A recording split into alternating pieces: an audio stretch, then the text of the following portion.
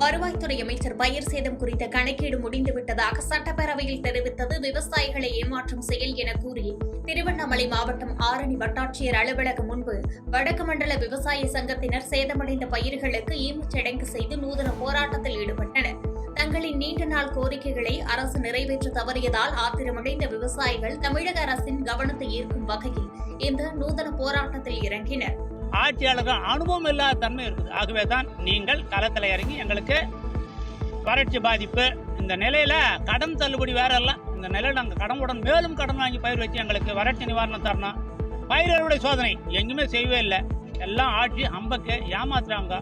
மொத்தம் போர்ஜரி வேலையா இருக்குது. அதிகாரி பேச்சு கேட்டு நீங்க அவங்க பின்னால் போயிட்டு போர்ஜரி வேலையை பண்ணாதீங்க, ஏமாற்று வேலையை பண்ணாதீங்க, களத்தில் இறங்கி பாருங்க. ஆகவே அரசு எங்களுக்கு காதல பூ சுத்துன்னு சொல்லி செத்து போன இந்த பயிர்களுக்கு ஈமச்சடங்கு செய்து இன்றைக்கு ஆரணி வட்டாட்சியர் அலுவலகம் முன்பாக ஆர்ப்பாட்டம் செய்தோம். வடக்கு மண்டல விவசாய சங்கம்